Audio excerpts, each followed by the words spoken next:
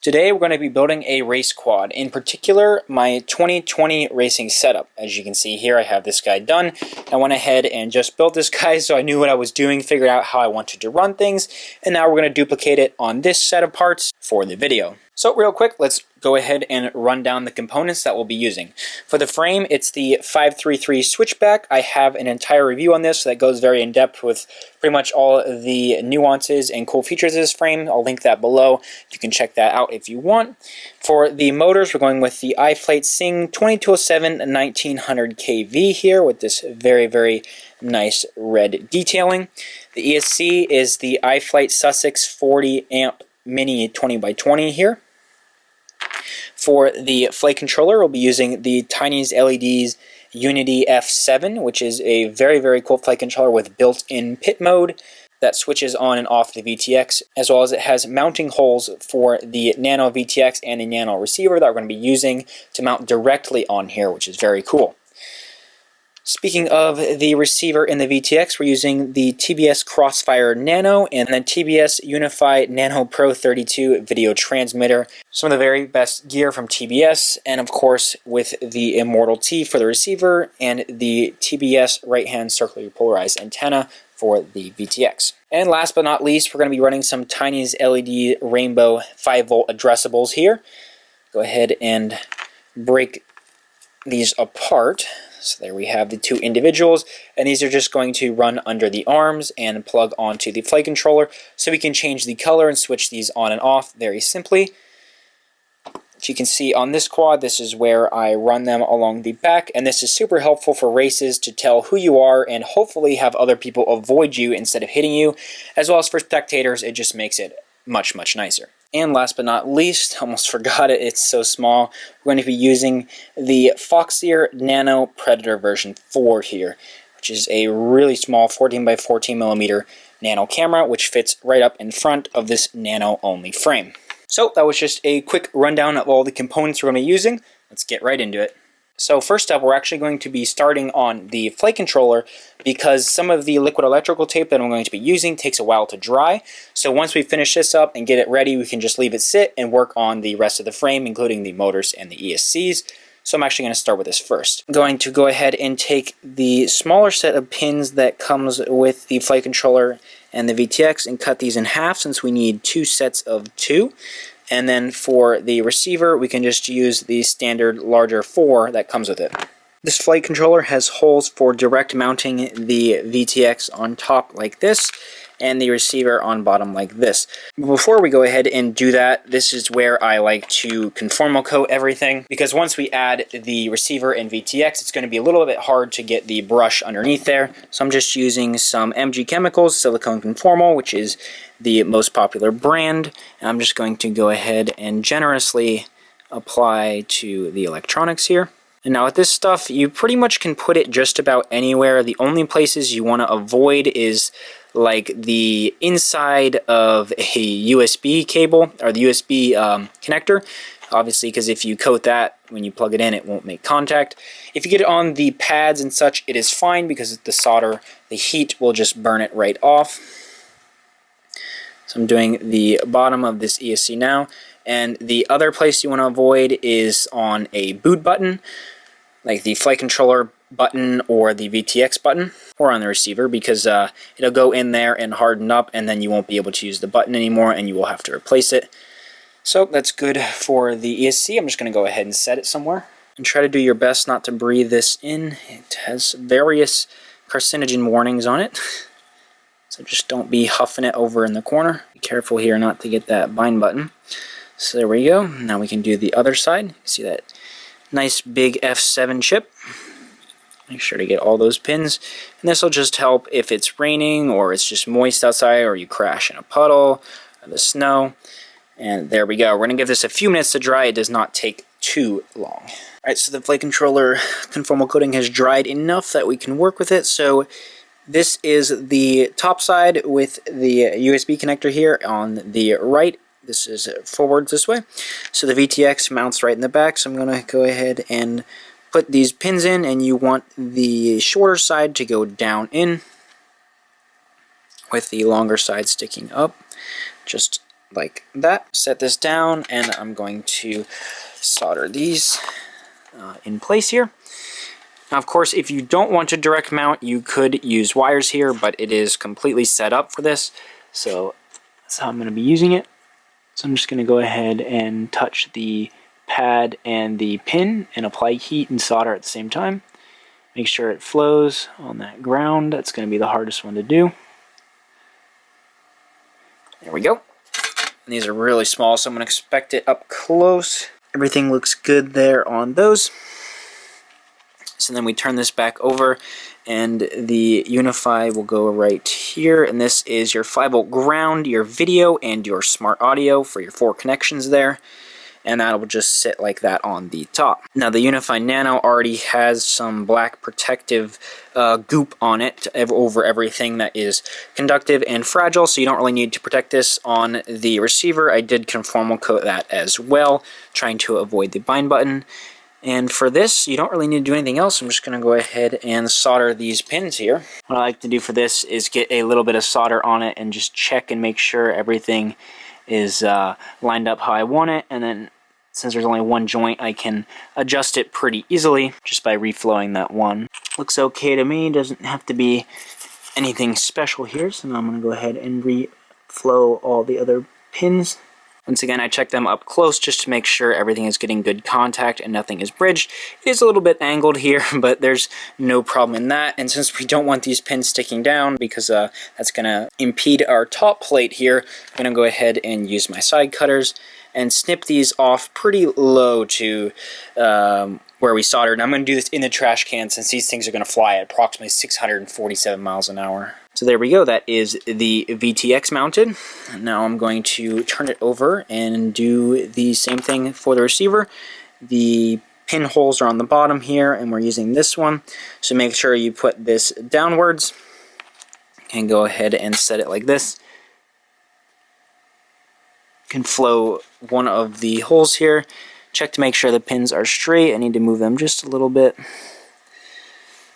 There we go, all nice and straight. And then we can go ahead and fill in all these solders.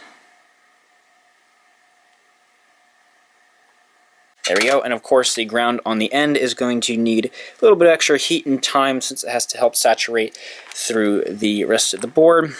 So we're going to take our Crossfire receiver here and put this down over the pins, and pretty much the same thing here. You don't really need to leave any room. There's not really anything for it to be shorting since the only thing it's touching is the top plastic coated chip here.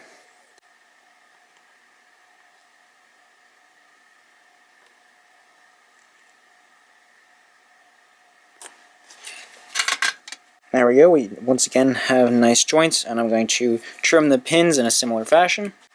And there you go, you have your flight controller that is powering your VTX, it mounted your VTX, you're powering your receiver, and you mounted your receiver. Look at that, this little thing, this tiny LED Unity is really awesome. It takes the idea of the white noise synergy and compacts it down to the extremely small size of 20 by 20. So now that's done, I like to prepare my ESC. And for this, I'm actually going to be soldering the capacitor on top and the battery leads on the bottom. So while we do that, I'm going to solder the battery leads first, but because it's an ESC and there's a lot of copper in here, you want to get the board heated up. So I'm going to go ahead and tin all the motor wires and then solder the battery lead.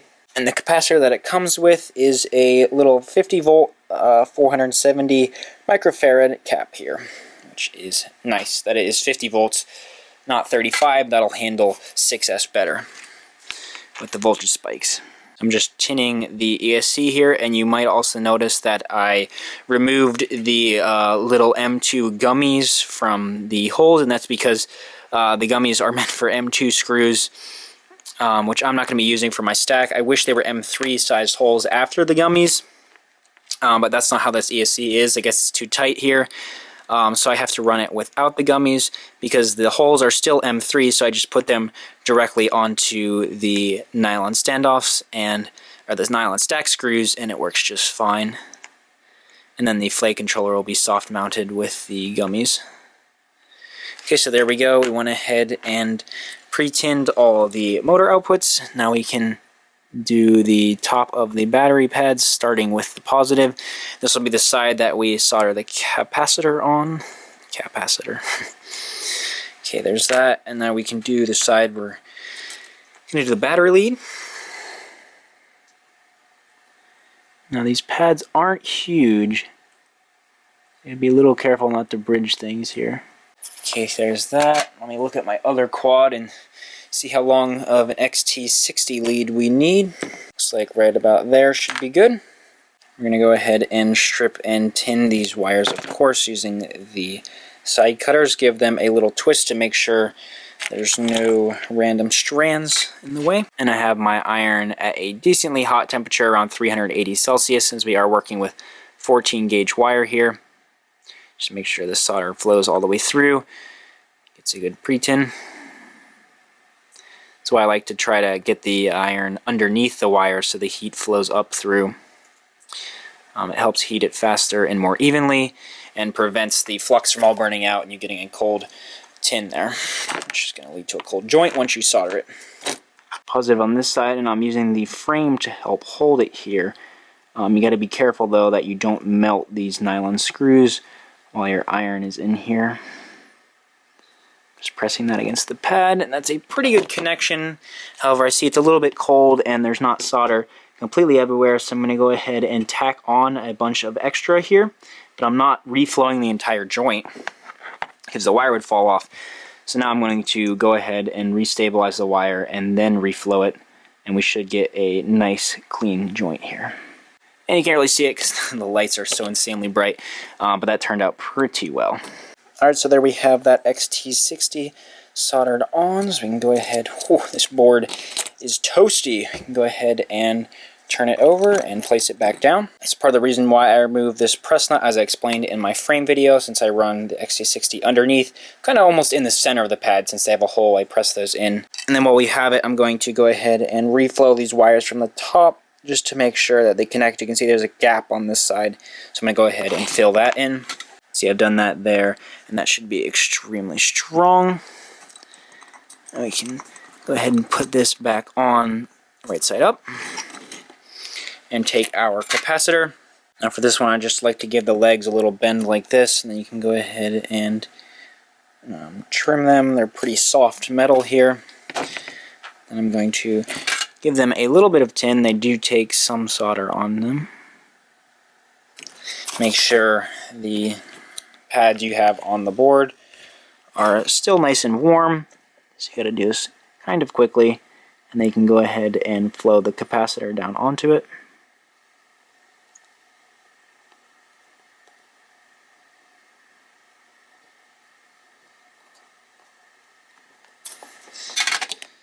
So there we go, that's going to lay down with the XT60 there, and that is not going anywhere. And then there's still enough room for our VTX antenna to come up the top. As you can see in this build, that's how I have it. Okay, so next I'm going to mount the motors, and the screws that they come with in the iFlight motors actually already have pre-applied Loctite, which is extremely nice. And also extremely nice is that these are 8mm screws, so when you use a 5mm arm, you can see plenty of screw comes up through the hole here, which is very nice because you're not just going to be getting 1mm at the bottom with the 6mm screws that normally included. And if you can see, you can't really see it, but they come right up to the brim to the motor, so that is extremely nice because 5mm arms have been the standard for quite a while now. So it's nice to see manufacturers noticing. So we're just going to go ahead and put the 3 screws in. Once you have them all in, you can tighten them down pretty hard since these are steel screws. Keep in mind you're still screwing into aluminum though, so don't go crazy. And there we have our motor mounted, and I'd recommend putting the prop nut on so you don't lose it. Next, I'm going to go ahead, you can actually do this first, next, doesn't matter. I'm just going to move the wires underneath. Used the little mini race wire here at the end, and now I want to get this as far and close to the body as I can, so when the prop bends down in a crash, it'll scrape across this board and not the wires, and it makes for motor swaps very, very easily. So I actually go ahead and just place these on before I solder them at about a couple millimeters from the edge here, because I still need to bring the wires down and up over this lip, and I find about that distance works pretty well. And then that makes where I cut the motor consistent, so if I need to swap motors from quad to quad, they will all be the same length and all fit just fine.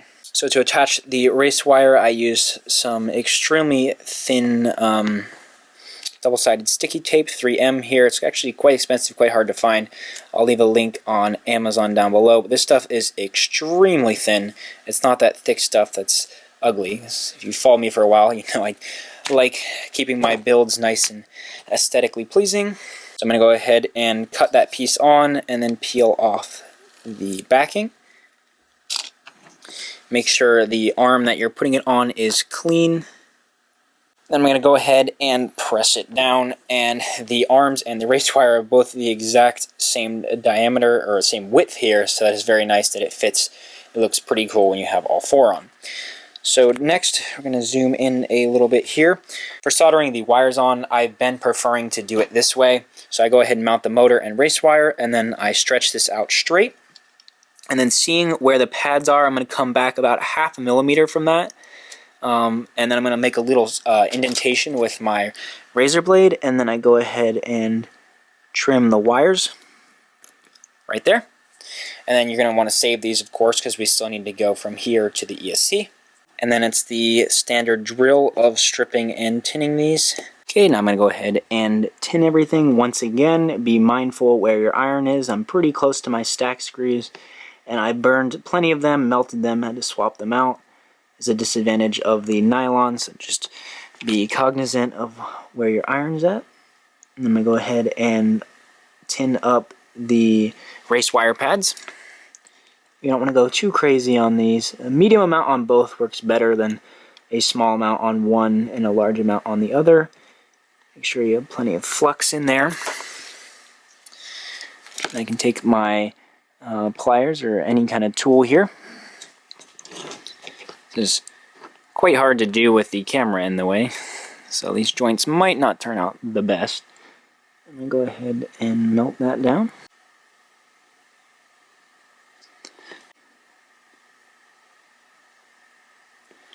There we go, and I can just sort of straighten things out and press it down. And there is our first motor soldered. Not the most beautiful I've ever done, but it's not a big deal, especially on a race quad. So next, for the ESC to the other race wire side, I'm going to use the same wires that we just cut off the motors. And the very end that was already cut and pre-tinned from the factory, I'm going to use that. Now this is lead-free solder, so I'm going to go ahead and mix a little bit of my leaded solder onto that. Now I'm just going to go ahead and flow these guys together.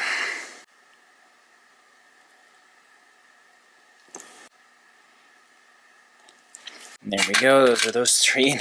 Hopefully you can see these turned out much better than the other ones. I'll probably go back and redo these once I can move the camera. It's a little awkward in the way here.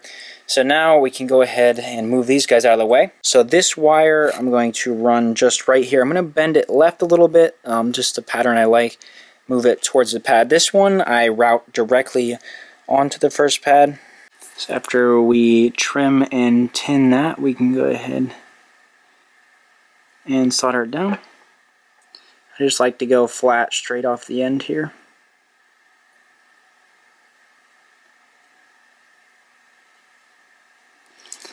The second one, I'm sort of coming up over the top and down along the center because I don't want to just wire them straight out like this.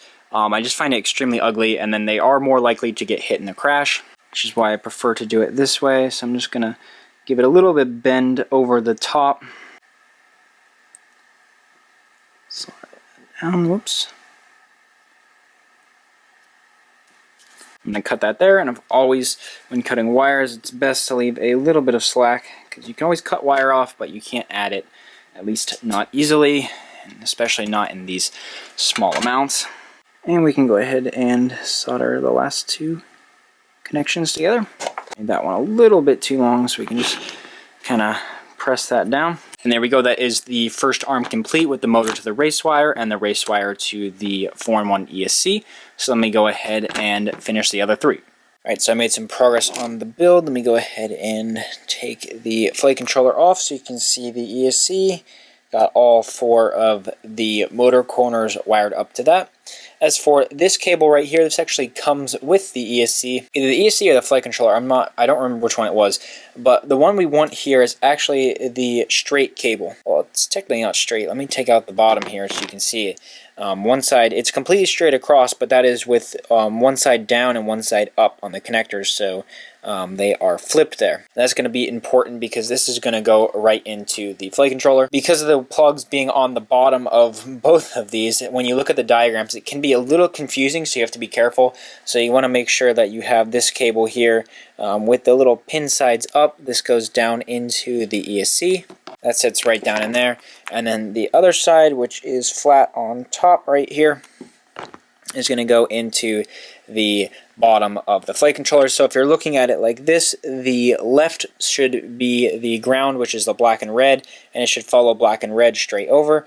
And then once we turn this guy over, the flight controller sits just like that with the cable. Now, as you can see, I also added some extra spacers, just some random gummies and spacers that I had to the gummies that come with the flight controller, because we need enough height for the receiver to not touch the ESC right there, and as well as to be low enough so the top plate doesn't hit the VTX. So everything there is looking good. So that's pretty much it. There's actually not much left we have to do. Now, before I go ahead and put the antennas on the Crossfire and the VTX, lock those down with the liquid electrical tape, I actually want to go ahead and solder on these leads for the LEDs underneath the arms that I'm using. Let me zoom in on the flight controller. So there's not the best LED options for this flight controller. It is obviously a very small, very crammed flight controller, so there's not spots to be able to put dedicated LED outputs like on the Synergy. This does have a 5-volt 2-amp regulator, so it will be able to power just these two LEDs. However, I would caution against powering much more than that. It can take a decent bit, but powering the flight controller, the VTX, the receiver, and then all your extra LEDs does add up, so be mindful of your current draw. So the pads I'm going to be using, this is the LED signal pad, the LED-S right here, so that's going to be our signal. Over here, underneath the gummy slightly, you can see we have a 5-volt pad right there. And then I'm just going to be tacking off of this ground pad that goes through to the USB. Any ground right there is fine. So you can see for these cables that plug into the Tiny's LEDs, we take a look at these here. We have D out, data out, 5-volt ground. The side we want is data in, 5-volt and ground, so this plugs here. And that makes the gray wire your signal, your data in, the white in the middle, your 5-volt, and the black the ground. And I've cut them short, the white wire short, because that's our 5-volt here. So that'll go to this pad here, and the other two will go to those two pads right there. And now I'm not using a breakout board, so I'm going to be soldering both two sets of wires to each pad, and they are quite small, so this is a little bit difficult, so I'm going to have to do this off camera and then show you up close what I've done. Okay, there we go. I have soldered the two leads on. You can see we just have the 5 volts out front, the LED signals, and the grounds there. And now these will be able to be fully controlled by the flight controller, turn them on and off, and change it to color, as well as there already is an LED on top here, if you didn't know. So that is quite cool. The Betaflight setup takes literally 10 seconds for these. So I'm going to take the LEDs here. I went ahead and put some sticky tape on the back, just like the race wire. With these, it actually fits perfectly, the exact width of these. Now you want to make sure that you use the DI side towards the quad, because that's where we're going to be plugging into. And I'm going to go ahead and place them just a little bit away from the arm, because we're going to have to have the plug in there, as well as the Crossfire antenna is going to come along the back. And there's the second one. And now these things should stick extremely well to the clean carbon. I don't think I've ever lost one off the arm unless the arm split in half. Okay, so while we're at it, I'm going to go ahead and take the Crossfire antenna, which I bent at an angle, just like this, because it's going to help us secure it to the receiver there. I'm actually going to go ahead, stupid things keep falling off, and put it up through this hole here. It's going to come up through there for now, just to make sure we have it available. I'm going to attach it onto the receiver just like that, and the bend is going to be like this, so that way we can get out of the way of the nylon screw. I'm going to go ahead and take my liquid electrical tape and apply a generous amount on top of this. This will help insulate just in case this little ground contact touches these caps. Even though it's a couple millimeters of separation, it would take quite the crash to do that. This will help insulate this, as well as if there's any jerks or bumps to the antenna or pulls on it, this will help support it so it's not just the UFL. Because if you break the UFL off these little guys, really sucks and ruins your day. Okay, so I'm going to need to let that dry for a while, and then I'm also going to do the VTX antenna. Okay, so I went ahead and also, before I put this one on, I made sure to put the pigtail through the little mount, because if you wait, it's going to be a little difficult, and I don't want to put any extra stress on the connector of the UFL, so I did this to not break it. This just slides through here. It's a little difficult to get in there, and make sure to warm this print up with my hot air gun and then stretch it over, and then it sits just like that. And then I went ahead and screwed the camera and the mount as well. So pretty much the last thing to do is solder on the camera lead up here with these 4 pads. And then I can go ahead and just tidy everything up. Pretty much after that, it's just all squishing it into the stack in a neat way. So let's go ahead and get this camera soldered up. On the back, you can see the pinout. We have voltage, ground, video, OSD, and voltage sensing. We're not going to use the V-Sense because it's going to have OSD through the flight controller, so we don't need the camera's OSD. So it's actually this pink wire here. So I'm going to go ahead and take that out. I do that just by lifting up the little pin with my razor blade, and it pops right out. Okay, so for these pads, we're just going to use the 3 left ones. 5 volts out to the camera, and then the second one is going to be the ground. Third one is CS for camera signal. And there we go. We're not going to use the 4th camera control pad. This flight controller does do camera control, but I just don't use it. Now we just got to put the wires on, and these should be the last wires of the build. Using a flight controller with direct mounting like this makes everything extremely easy, and wiring up the ESC is the majority of the work that you have to do.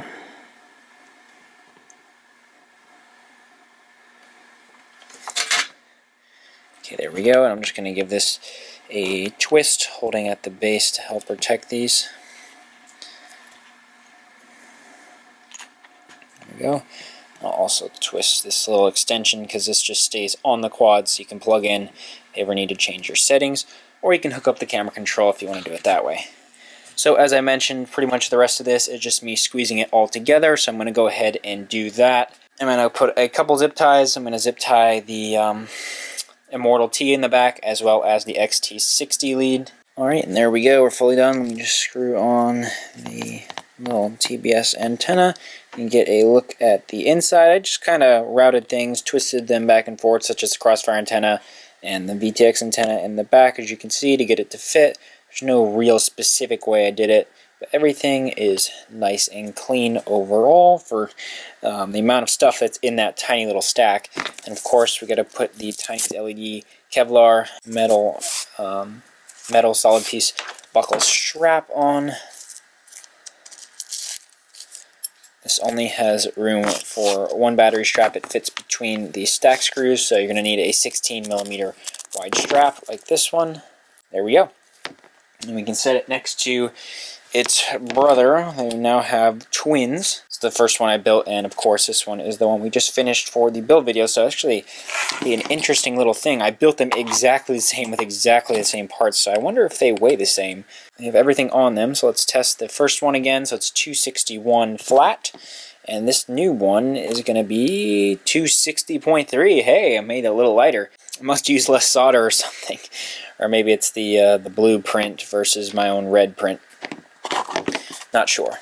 So yeah, there you have it. That was the build video for my 2020 racing setup, featuring the 533 switchback and electronics from Tiny's LEDs and iFlight. Of course, there'll be more videos on these coming soon. Most of my, well, probably all of my race DVR will be with one of these. Since this is a setup that I've chose, I'm just going to keep copying it over and over and have a bunch of identical quads, one in each color here, as it's really helpful to stay consistent when racing. I'll probably end up doing a line of sight video with one of these just because of how light it is and how insane they look. So yeah, that's pretty much going to do it for the video. Hopefully it wasn't too boring, and if you made it this far, thank you for watching. There'll be links down in the description below to all of the parts. And yeah, stay tuned for upcoming videos of these coming soon. And I'll see you in the next one.